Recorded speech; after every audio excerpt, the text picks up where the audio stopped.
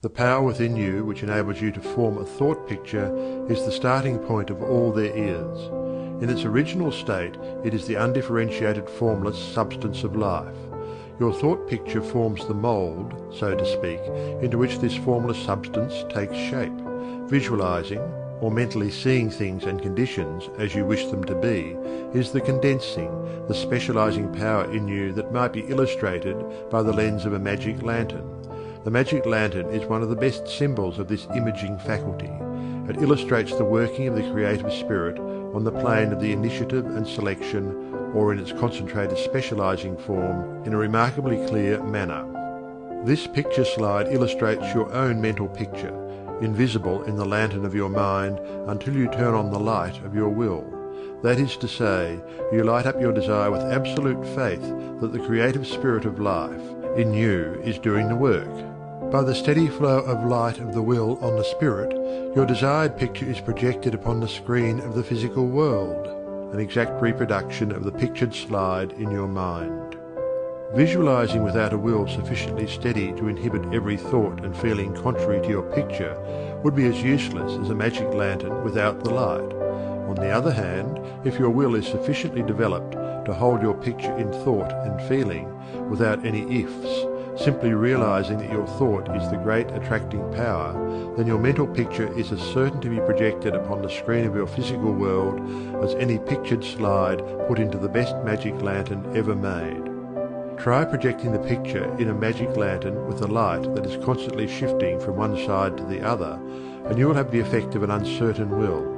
It is as necessary that you should always stand back of your picture with a strong, steady will, as it is to have a strong, steady light back of a picture slide.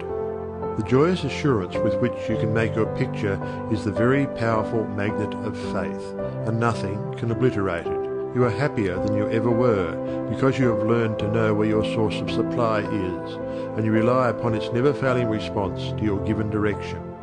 When all is said and done, happiness is the one thing which every human being wants, and the study of visualization enables you to get more out of life than you ever enjoyed before.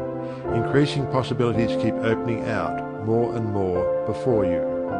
A businessman once told me that since practicing visualization and forming the habit of devoting a few minutes each day to thinking about his work as he desired it to be in a large, broad way, his business had more than doubled in 6 months. His method was to go into a room every morning before breakfast and take a mental inventory of his business as he had left it the night before, and then enlarge upon it. He said he expanded and expanded in this way until his affairs were in remarkably successful condition. He would see himself in his office doing everything that he wanted done. His occupation required him to meet many strangers every day. In his mental picture he saw himself meeting these people, understanding their needs and supplying them in just the way they wished. This habit, he said, had strengthened and steadied his will in an almost inconceivable manner.